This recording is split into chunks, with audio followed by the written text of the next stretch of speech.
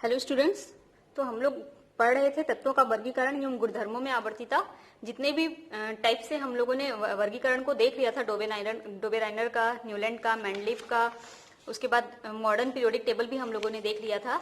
Next हम लोगों को जो पढ़ना था वो पढ़ना था कि तत्वों के आवर्ती गुण, कुछ प्रॉपर्टीज के बारे में पढ़ना था एलिमेंट्स का, और उन प्रॉपर्टीज को हम लोग पीरियोडिक टेबल में आवर्त सारणी में कैसे वो क्रम से बढ़ रहा है या घट रहा है ये देखना है। तो हम लोग कौन कौन से प्रॉपर्टीज को पढ़ेंगे?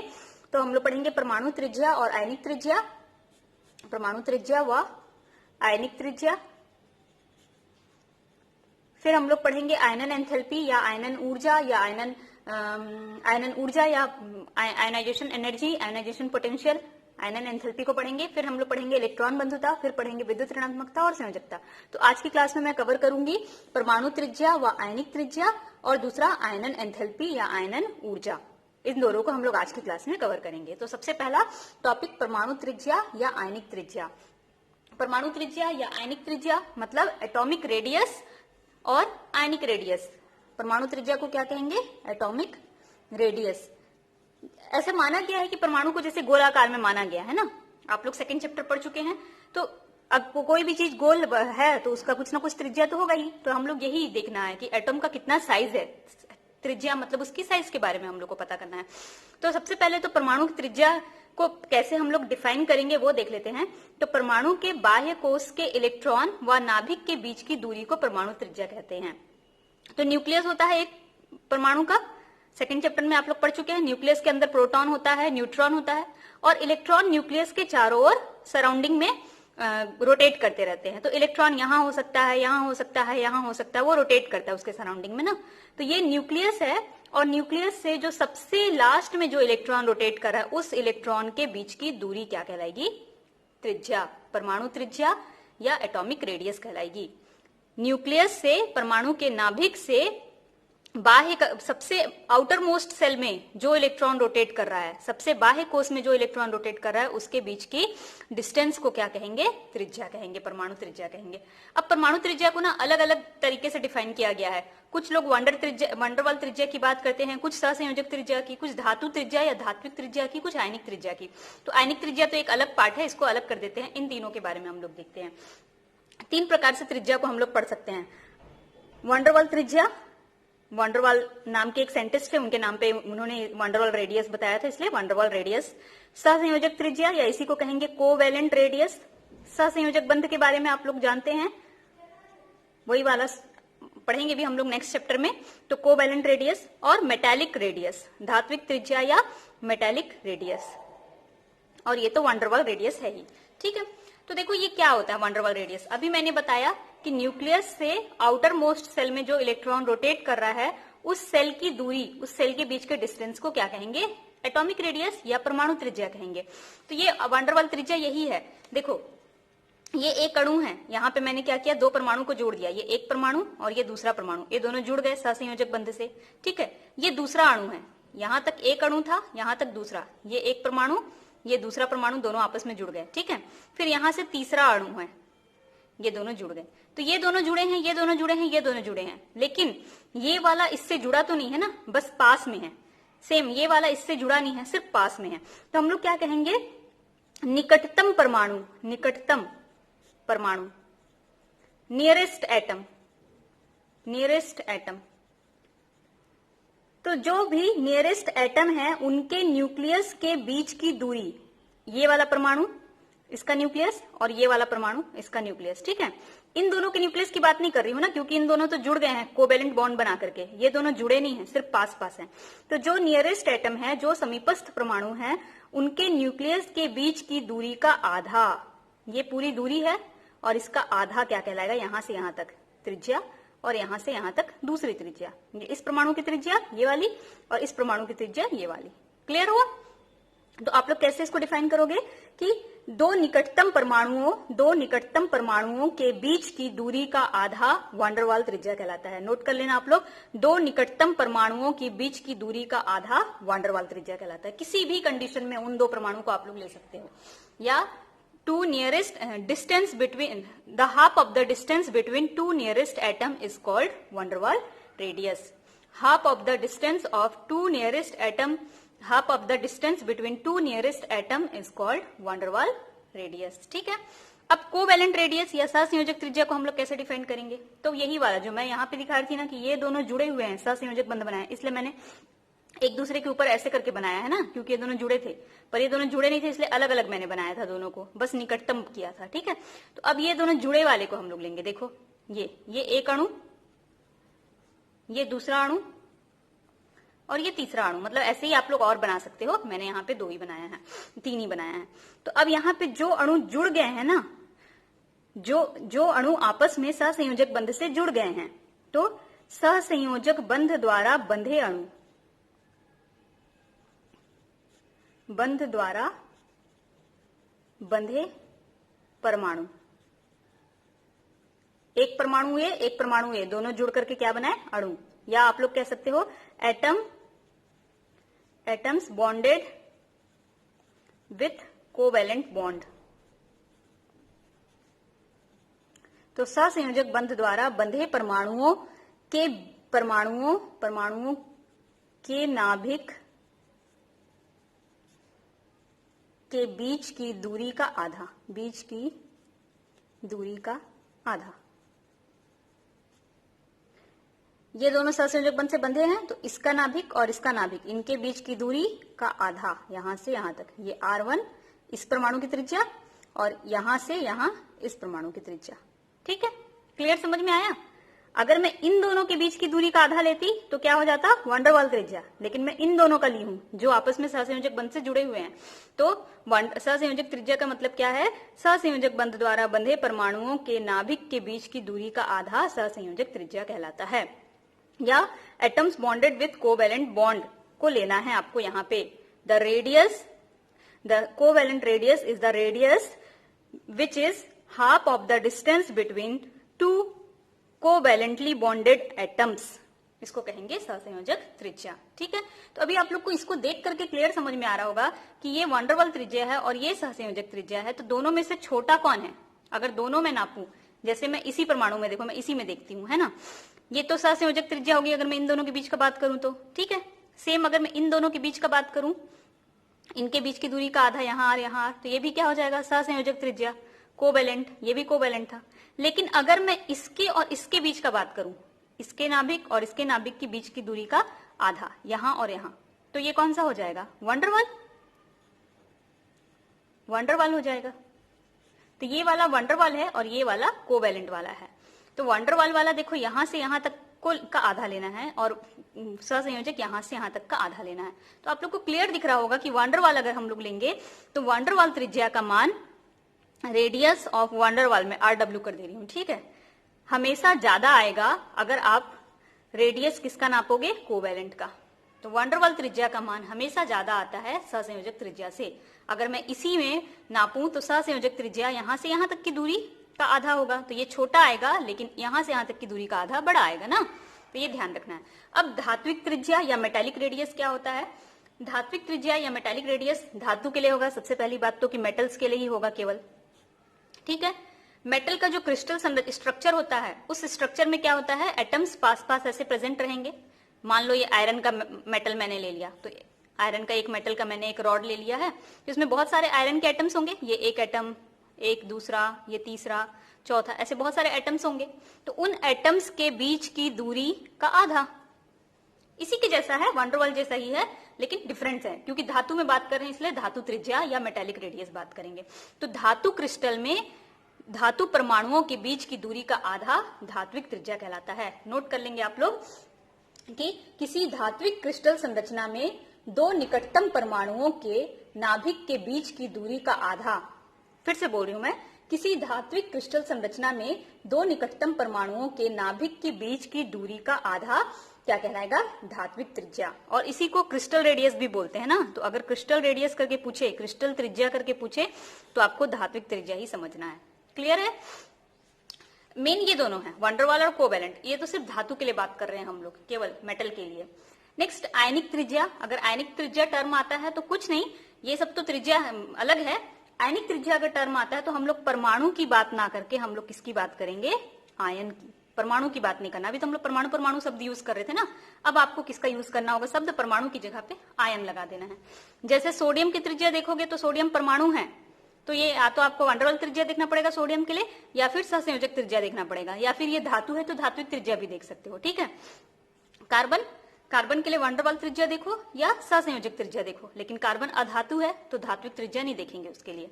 लेकिन सोडियम पे अगर चार्ज लग गया प्लस, सोडियम प्लस हो गया, तब इसकी त्रिज्या की बात करोगे तो उसको आयनिक त्रिज्या शब्द यूज करेंगे ना, आयनिक रेडियस बोलेंगे फिर। मतलब सोडियम अगर चार्ज नहीं लगा है, उस पर कोई चार्ज नहीं आया है, तो परमाणु त्रिज्या वंडरवाल या सहसंयोजक की बात करो। लेकिन अगर उसमें से इलेक्ट्रॉन निकल गया या उसने इलेक्ट्रॉन ग्रहण कर लिया तो उसमें चार्ज आ जाएगा, और जब चार्ज आ जाएगा तो वो आयन में बदल जाएगा। आयन में बदलने के बाद सिर्फ आयनिक त्रिज्या वर्ड यूज करेंगे, एटॉमिक रेडियस, वंडरवाल रेडियस या कोवेलेंट रेडियस शब्द यूज नहीं करेंगे। फिर क्लियर है?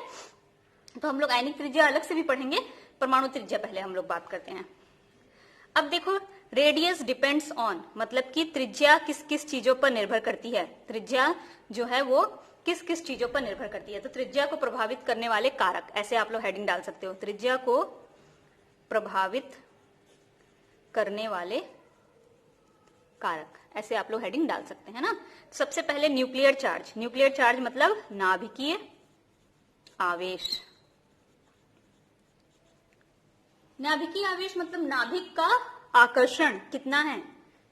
जैसे देखो, आप लोग सेकंड चैप्टर में पढ़े हैं कि नाभिक होता है एक परमाणु के अंदर।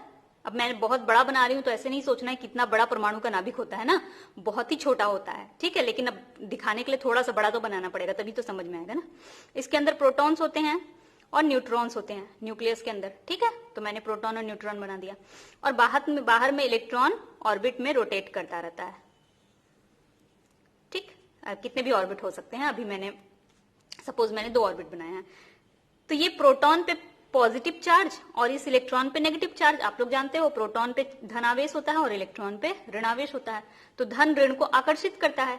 तो प्रोटॉन क्या करेगा, बाहर से इलेक्ट्रॉन को अपनी ओर खींचेगा। मतलब नाभिक ने बाहर के ऑर्बिटल को अंदर की ओर खींचा। अंदर प्रोटॉन जिसपे पॉजिटिव चार्ज है, धन आवेश है, वो बाहर इलेक्ट्रॉन जिसपे ऋणावेश है उसको अंदर की ओर खींचेगा, उसको आकर्षित करेगा।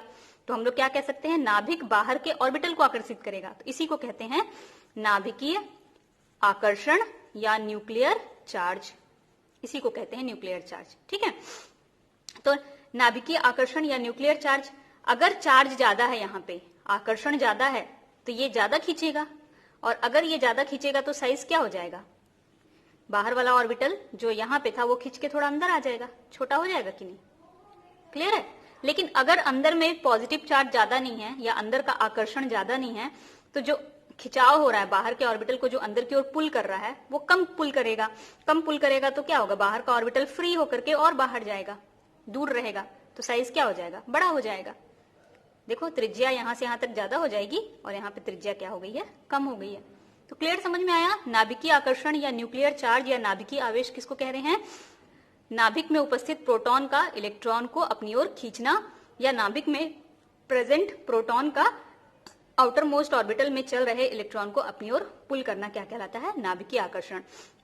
तो जब भी मैं न्यूक्लियर चार्ज या नाभिकीय आवेश बोलूं, समझ जाना नाभिक बाहर के ऑर्बिटल को जो अंदर की ओर खींच रहा है उसकी बात कर रही हूं।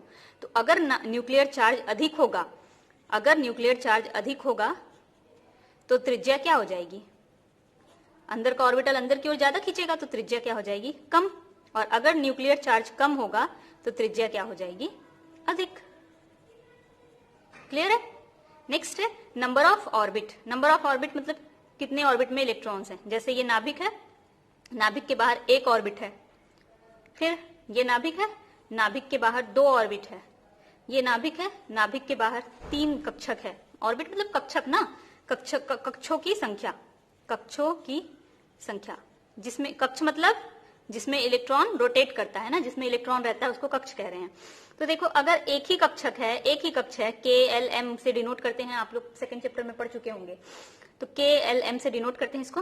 तो अगर एक ही कक्षक है तो साइज तो छोटा होगा ही ना, लेकिन अगर 2 कक्ष हो गए तो साइज थोड़ा सा तो बड़ा होगा ही, 3 कक्ष हो गए तो और बड़ा, 4 कक्ष कर दो, 1 2 3 4, तो कितना भी नाभिकीय आकर्षण होगा साइज तो बड़ा ही होगा ना। तो नंबर ऑफ कक्ष की संख्या बढ़ेगी तो त्रिज्या भी क्या होगी, त्रिज्या भी बढ़ेगी। आप लोग इसमें यही लिख देना कि अगर कक्षों की संख्या बढ़ेगी तो त्रिज्या भी बढ़ेगी। ठीक है, ये डायग्राम बना देना। Next screening effect. अब स्क्रीनिंग इफेक्ट क्या होता है भाई?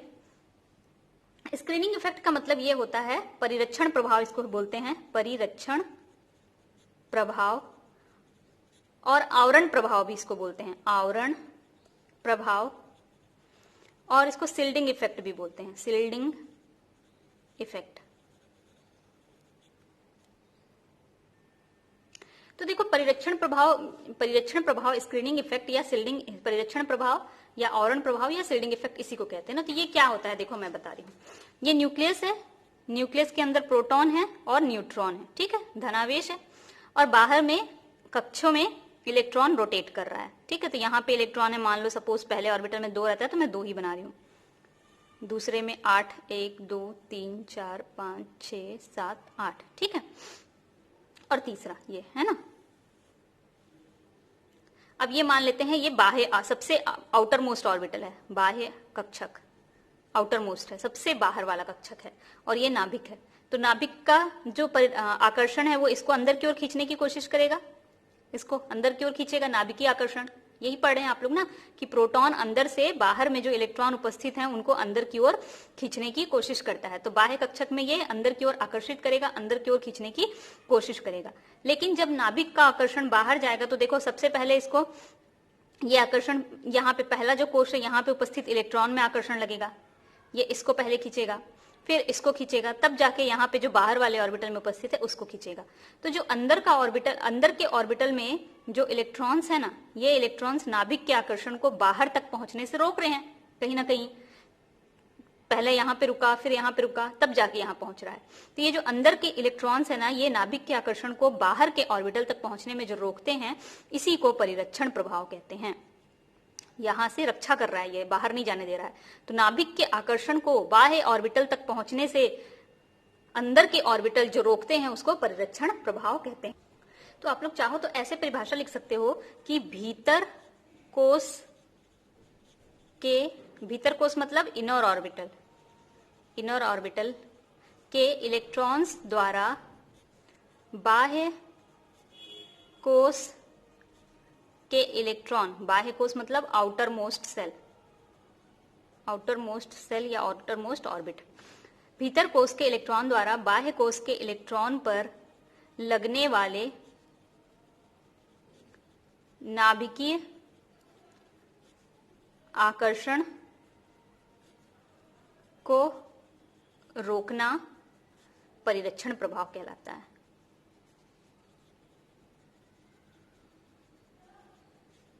तो अब देखो ये तो समझ गए कि अंदर के कोश क्या करेंगे, बाहर के कोश वाले पर नाभिक का आकर्षण लगने नहीं देंगे। तो अब मैं देखो डायग्राम बना रही हूं, ये भीतर का कोश है और ये बाहर का कोश है, ठीक है। यहां से नाभिक का आकर्षण बाहर के कोश में लगना था और इसको खींच के ये अंदर की ओर लाता, जिससे क्या हो जाता, साइज क्या हो जाता, थोड़ा सा छोटा हो जाता, ठीक है। लेकिन अब जो यहाँ पे इलेक्ट्रॉन प्रेजेंट है वो नाभिक के आकर्षण को, मान लो यहाँ पे नाभिक का आकर्षण फुल पावर से लगने वाला था, लेकिन ये भीतर के कोश में जो इलेक्ट्रॉन है वो नाभिक के आकर्षण को क्या कर रहे हैं, कहीं ना कहीं थोड़ा सा कम कर दे रहे हैं, जिसके कारण ये जो फुल पावर में लगने वाला था आकर्षण वो क्या हो जा रहा है, थोड़ा सा कम हो जा रहा है। तो जो नाभिक को बाह्य कोश को जो आकर्षण ज्यादा लगने वाला था, जिसके कारण साइज छोटा होने वाला था, अब वो कम लगेगा, और साइज अगर छोटा होगा भी तो थोड़ा कम आकर्षण के कारण थोड़ा कम छोटा होगा, है ना। तो इसी को परिरक्षण प्रभाव कहते हैं। तो अब देखो परिरक्षण प्रभाव किसके कारण हो रहा है, भीतर के कोश में जो इलेक्ट्रॉन है, इनर ऑर्बिटल में जो इलेक्ट्रॉन्स है उनके कारण। तो आप लोग खुद सोचो, अगर इनर ऑर्बिटल में इलेक्ट्रॉन्स ज्यादा होंगे, भीतर के कोश में इलेक्ट्रॉन अधिक होंगे, मोर इलेक्ट्रॉन्स ऑन इनर ऑर्बिटल, तो क्या होगा, परिरक्षण प्रभाव भी ज्यादा होगा, परिरक्षण प्रभाव या शिल्डिंग इफेक्ट भी क्या होगा, अधिक होगा। और परिरक्षण प्रभाव अधिक होगा तो बाहर के ऑर्बिटल पे आकर्षण क्या लगेगा, कम, बाह्य ऑर्बिटल, बाह्य कक्षक पर आकर्षण कम, और बाह्य कक्षक पर आकर्षण कम होगा तो साइज क्या हो जाएगा, बढ़ जाएगा, साइज बड़ा होगा, इंक्रीज लिखा है मैंने ना, साइज बढ़ेगा, ऊपर की ओर तीर का निशान, इंक्रीज मतलब बढ़ेगा, ठीक है। लेकिन अगर भीतर के कोश में इलेक्ट्रॉन कम होंगे तब क्या होगा, परिरक्षण प्रभाव कम होगा, और परिरक्षण कम होगा तो नाभिकीय आकर्षण अधिक होगा, और नाभिकीय आकर्षण अधिक होगा तो साइज क्या हो जाएगा, घट जाएगा। ठीक है, अब देखो सपोज मैं एक एग्जांपल बता रही हूँ ना, ये प्रोटॉन है, बाहर भीतर के कोष में 2 इलेक्ट्रॉन, इसके बाद यहाँ पे 8 इलेक्ट्रॉन, 2 3 2 6 7 8, उसके बाद यहाँ पे 18 इलेक्ट्रॉन,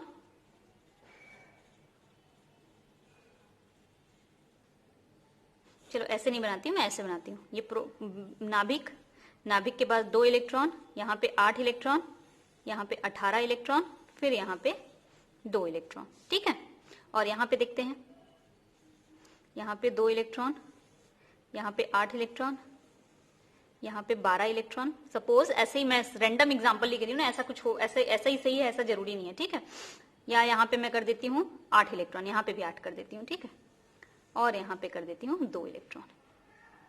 तो देखो यहाँ पे देखो नाभिक का जो आकर्षण है पहले 2 इलेक्ट्रॉन के कारण कम होगा, फिर 8 इलेक्ट्रॉन जो भीतर का है, फिर 18 इलेक्ट्रॉन के कारण कम होगा, तब जाके 2 इलेक्ट्रॉन तक पहुंचेगा। ठीक है, तो जो नाभिक का आकर्षण है उसको यहां से यहां तक पहुंचने के लिए कितने इलेक्ट्रॉन का परिरक्षण झेलना पड़ रहा है? 18, 8, 26 और 2 28 इलेक्ट्रॉन का परिरक्षण। जबकि यहाँ पे नाभिक का जो आकर्षण है पहले 2 फिर 8 फिर 8, मतलब कि टोटल 18 इलेक्ट्रॉन का परिरक्षण। तो कहां परिरक्षण ज्यादा है? यहाँ परिरक्षण अधिक है। परिरक्षण अधिक है तो इसका साइज क्या होगा? परिरक्षण अधिक तो साइज क्या होता है? अधिक। और यहाँ पे परिरक्षण कम है तो साइज क्या होगा? कम। तो ये बड़ा होगा, ये छोटा होगा। क्लियर, समझ में आया? तो एक चीज तो ये हो गया, परिरक्षण प्रभाव जितना ज्यादा परमाणु का साइज उतना बड़ा। ठीक, एक और चीज, इलेक्ट्रॉन कहां प्रेजेंट है? देखो 4 प्रकार के ऑर्बिटल्स आप लोग पढ़े हैं, s, p, d, f। अब इलेक्ट्रॉन s ऑर्बिटल में है, p ऑर्बिटल में है, d ऑर्बिटल में है या f ऑर्बिटल में है, ये देखना है अपन को। तो देखो अगर s ऑर्बिटल में इलेक्ट्रॉन है, आप लोग इसको सेकंड चैप्टर में पढ़ चुके हैं ना, s ऑर्बिटल में इलेक्ट्रॉन है। s ऑर्बिटल में कितने इलेक्ट्रॉन होते हैं? मैक्सिमम 2, p में मैक्सिमम 6 और d में मैक्सिमम 10 और f में मैक्सिमम 14 इलेक्ट्रॉन होते हैं।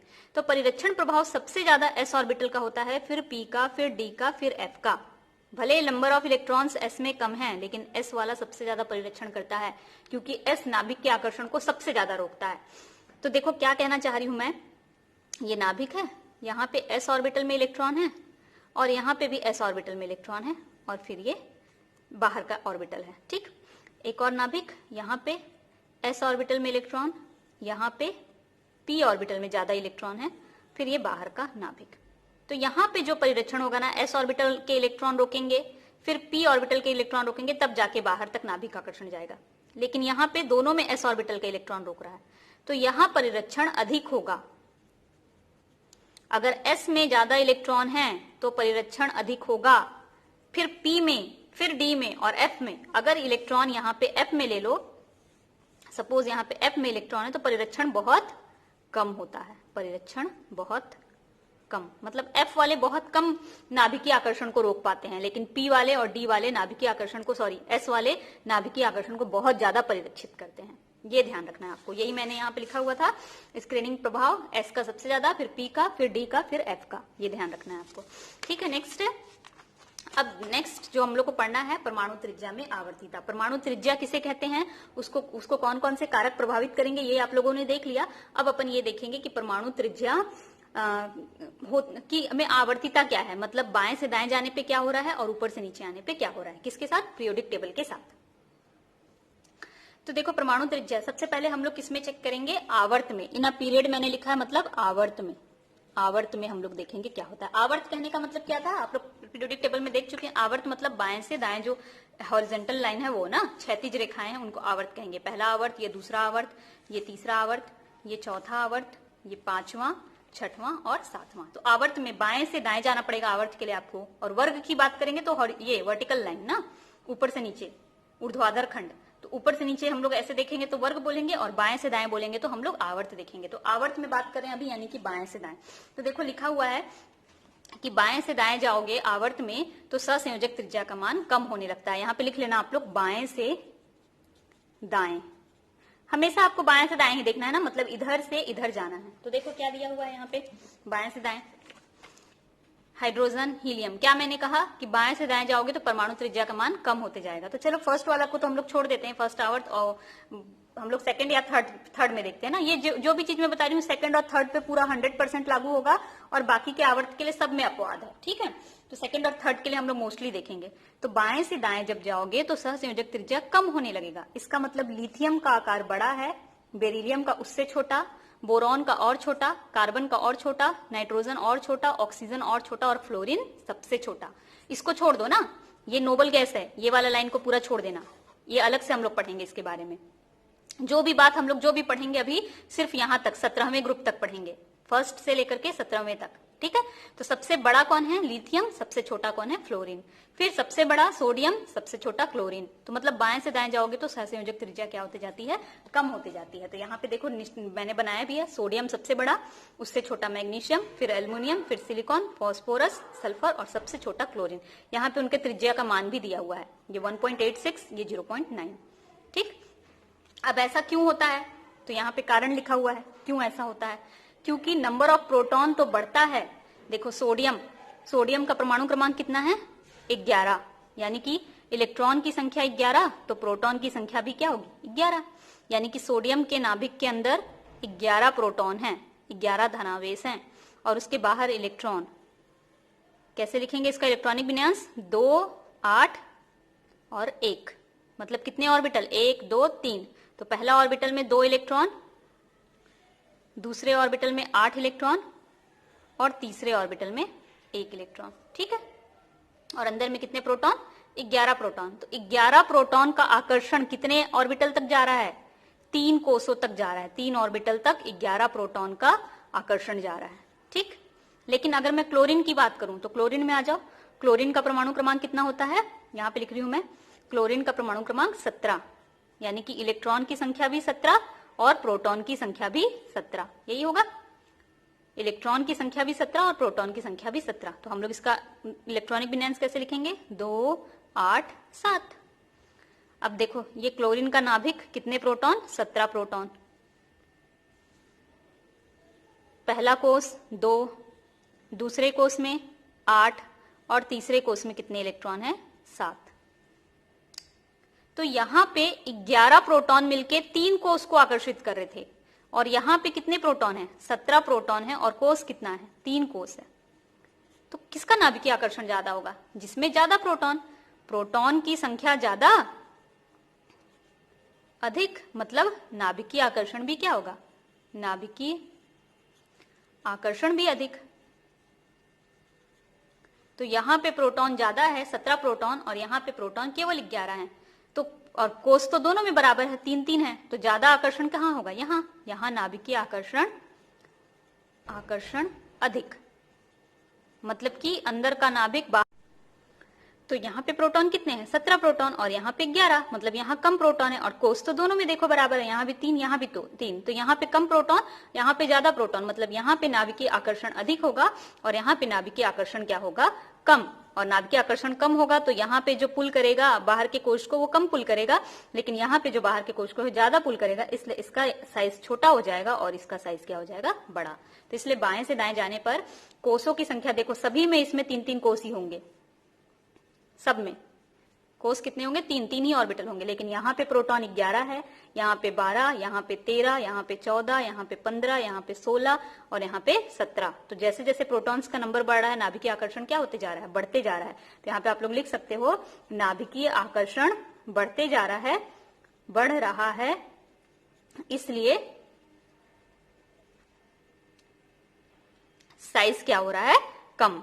साइज कम हो रहा है, मतलब त्रिज्या कम हो रही है, यानी आकार कम हो रहा है, छोटा हो रहा है, छोटा होते जा रहा है। तो बाएं से दाएं जाने पे क्या होता है? नाभिकीय आकर्षण बढ़ते जाता है और साइज क्या होते जाता है? छोटा होते जाता है, ठीक है।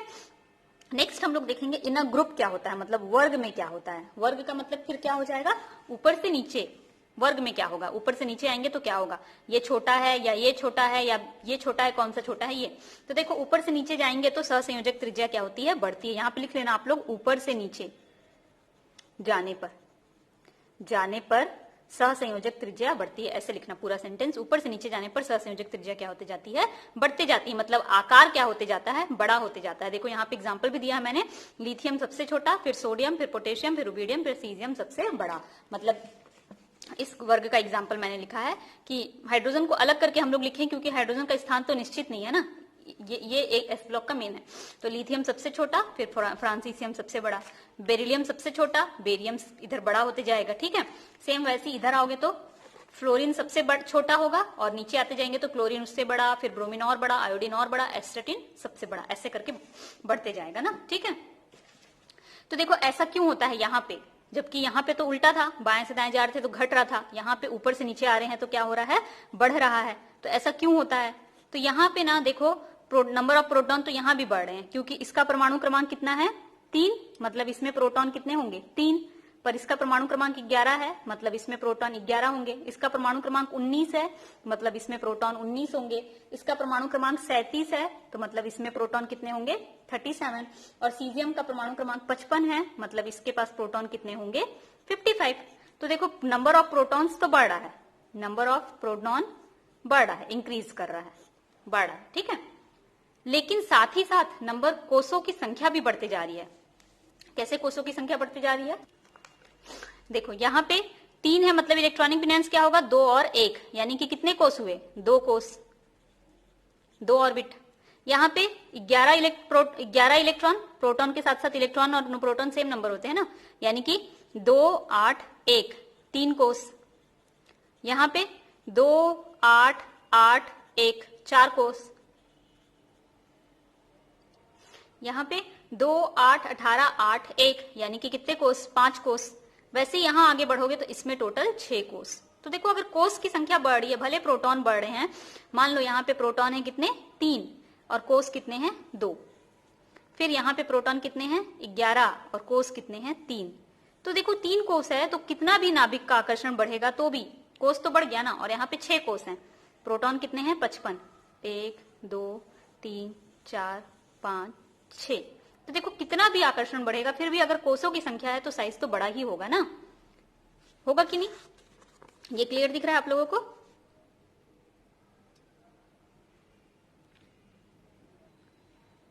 तो ये देखो 6 कोष है तो साइज तो बड़ा ही होगा ना। अगर 2 कोष है जहां पे और जहां पे 6 कोष है, तो प्रोटॉन कितना भी ज्यादा हो, नाभिकीय आकर्षण कितना भी हो, अगर कोषों की संख्या ज्यादा है तो उसका साइज तो बड़ा हो ही जाएगा। वही यहाँ पे लिखा है कि नंबर ऑफ प्रोटॉन तो बढ़ता है, नंबर ऑफ प्रोटॉन इंक्रीज हो रहा है, and number of orbital also increase, पर साथ में नंबर ऑफ ऑर्बिटल भी बढ़ रहा है, 2 3 4 5 6, ऊपर से नीचे आओगे तो ऐसे बढ़ते जाता है। तो न्यूक्लियर आकर्षण तो बढ़ता है, nuclear attraction also increase, nuclear नाभिकीय आकर्षण तो बढ़ता है, लेकिन नाभिकीय आकर्षण बढ़ने का जो पावर है और नंबर ऑफ इलेक्ट्रॉन बढ़ने से जो कोष की संख्या बढ़ने का जो पावर है, उन दोनों के बीच में जो नंबर ऑफ इलेक्ट्रॉन बढ़ने से जो कोष की संख्या बढ़ रही है वो वाला ज्यादा इफेक्ट करता है। नाभिकीय आकर्षण जो बढ़ रहा है वो उतना इफेक्ट नहीं करता है, मतलब नाभिकीय आकर्षण भले बढ़ रहा है लेकिन वो उतना प्रभावशाली नहीं है जितना प्रभावशाली कोष की संख्या का बढ़ने का प्रभाव है। तो कोष की संख्या बढ़ रही है इसलिए साइज क्या होते जाएगा, बड़ा होते जाएगा। तो आप लोग क्या सीखे, बाएं से दाएं जाएंगे तो परमाणु का आकार छोटा होते जाएगा, ऊपर से नीचे आएंगे तो परमाणु का आकार बड़ा होते जाएगा। मतलब आपको क्वेश्चन दे रही हूं मैं कि बताना सिलिकॉन और फास्फोरस में कौन बड़ा है। क्या देखोगे, कौन बाएं हैं कौन दाएं हैं, ये देखना है, ठीक है। बाएं से दाएं जाओगे तो छोटा होगा। और मैग्नीशियम और कैल्शियम में कौन छोटा है और कौन बड़ा है, ये आप लोग बताएंगे, ठीक है। मुझे कमेंट करेंगे व्हाट्सएप ग्रुप में। नेक्स्ट है नोबल गैस। मैंने पहले भी बोला था कि इनके लिए हम लोग अलग से पढ़ेंगे, ये नोबल गैस के लिए।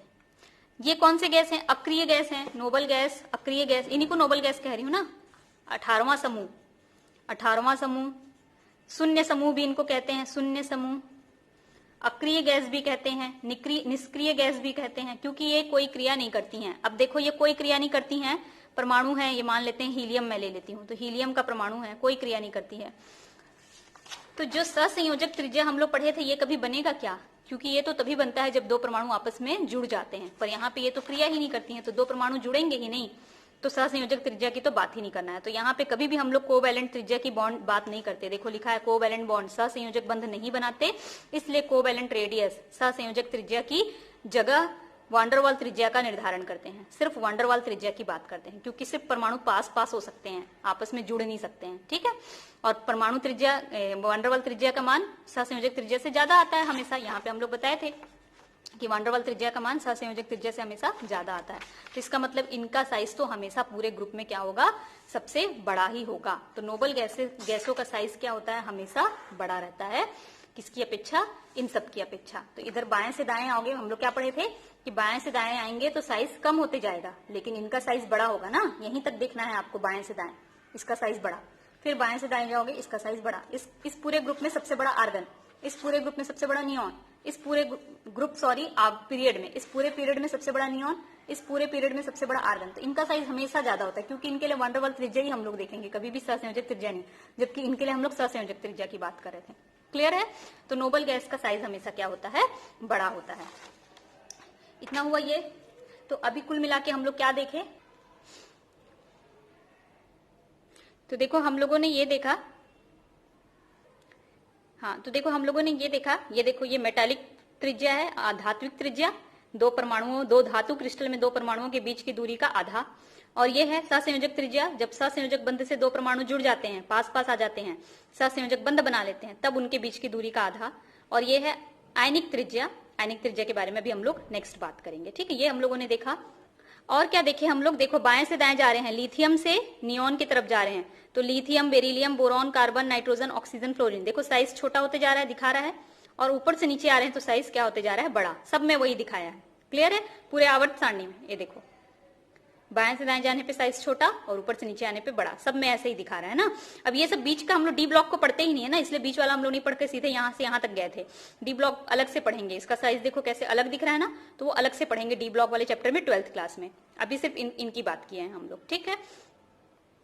यहाँ पे देखो साइज दिया भी है, साइज की लिथियम 152, फिर बेरिलियम 112, 85, 77, 70, 73, 72, 70, मतलब साइज भी दिया हुआ और कैसे कम होता जा रहा है ये बता रहा है, ठीक है।